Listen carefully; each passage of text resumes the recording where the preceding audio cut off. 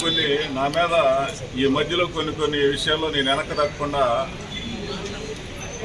ఎదుర్కొన్నా. అంటే సమాజంలో అయితే ఇంకోటి 2 తోపులు అవుతాడు, ఆడు 2 తోపులు అయితే 3 తోపులు అవుతాడు. ఆ దీనిలో నేను వెనక తగ్గి మాట్లాడలేదు వెనక తగ్గలేదు అనే దీనిలో మనల్ని కొంచెం డౌన్ చేయాలనే ఆలోచనతో అయినా చేసి ఉండొచ్చు, లేకపోతే ఆ సీటు మీద సరైన అవగాహన అయినా లేకుండా ఉండొచ్చు.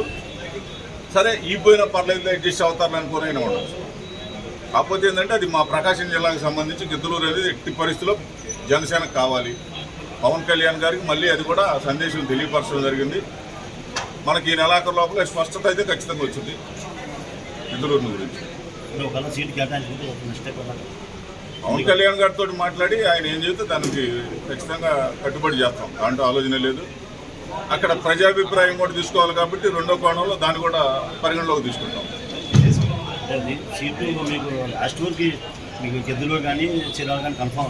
మాకు స్వయాన మా అధినేత పవన్ కళ్యాణ్ గారే స్వయాన చెప్పారు, నువ్వు నన్ను రెండోసారి అడగాల గిద్దలూరు నుంచి. తర్వాత కొన్ని కుట్రలు జరిగి ఉండొచ్చు, ఏది పొత్తుల తర్వాత ఇక కొంత దాని మీద ఏదైనా ఇవన్నీ కూడా జిల్లాలో మొత్తం ఒకసారికి వచ్చారు. వీళ్ళంతా కూడా 12 నియోజకవర్గాల నుంచి.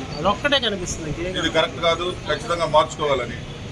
ఇన్ని నియోజకవర్గాల నుంచి ఇంత కులం వచ్చి అడిగినప్పుడు కాదంటానికి వాళ్ళైనా ఆలోచించుకుంటారు కదా. ఖచ్చితంగా మార్పు జరగాలంటే అది ప్రజాభిప్రాయం. మా అధినేత ఆలోచన నెక్స్ట్ ప్రజాభిప్రాయం కూడా ఉంటుందిగా. మనల్ని నమ్ముకొని ఉన్నాడు, ఖచ్చితంగా కొంత సఫర్ అవుతారనుకుంటే అది అధినేతకు చెప్పి దాన్ని ఎలా చేయాలనేది ఆలోచన ఆయనతోటి చేయించాలి.